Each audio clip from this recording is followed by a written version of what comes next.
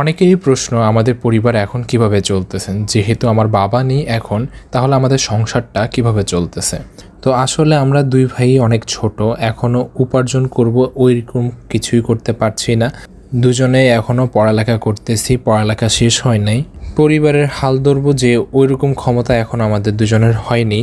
আবার full time কোনো যদি জব করতে যাই তাহলে পড়ালেখা একেবারেই অফ হয়ে যাবে। তো অনেক আপু এবং অনেক আন্টিরা আমাদের সাথে কথা বলে, পাশাপাশি অনেক ভাইয়েরা কথা বলে, তখন বলে যে পড়ালেখা যাতে কোনোভাবে অফ না করতে, কারণ পড়ালেখা দিন শেষে দুজনেরই লাগবেই।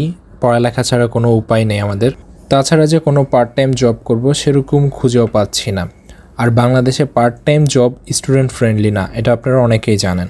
তো আসলে এই ফেসবুকে একমাত্র আমাদের ইনকাম সোর্স বলতে গেলে, ফেসবুকে একমাত্র এখন আমাদের উপার্জনের উৎস, তাই ফেসবুকটা আমরা চাইলেও বন্ধ করতে পারি না। তো আজকে আমাদের বাসায় নিউজ রিপোর্টার চলে আসছে আমাদের ইন্টারভিউ নেওয়ার জন্য। তো এই প্রথমবারের মতন আমাদের বাসায় কোনো নিউজ রিপোর্টার আসছে।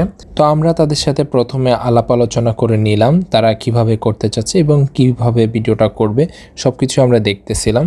যে নিউজ রিপোর্টার আসছে সে ভাইয়ের নাম সাব্বির ভাইয়া। সাব্বির ভাইয়া খুবই ফ্রেন্ডলি, আমাদেরকে বুঝিয়ে বলছে যে কিভাবে করতে হবে এবং কিভাবে কথা বলতে হবে। প্রশ্নটা উনি আমাদেরকে বুঝিয়ে বলেছে, যার কারণে আমরা খুব ইজিলি কথাগুলো বলতে পেরেছি।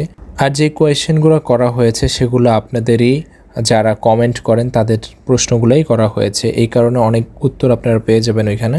আমাদের তিনজনকে আলাদা আলাদাভাবে প্রশ্ন জিজ্ঞেস করা হয়েছে।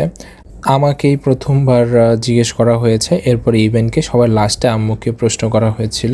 সবারই জীবনে ইচ্ছা থাকে যে কখনো না কখনো নিউজে আসবে।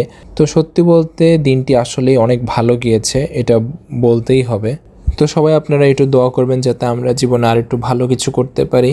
আমাদের শুধুমাত্র ফেসবুকের ইনকাম দিয়ে যাতে চলতে না হয়, আমরা যাতে কোনো ভালো একটা কাজের সাথে জড়িত হতে পারি, সেই দিকে আপনারা একটু দোয়া করবেন। তো আজকে এই পর্যন্ত সবাই ভালো থাকবেন, সুস্থ থাকবেন। আসসালামু আলাইকুম।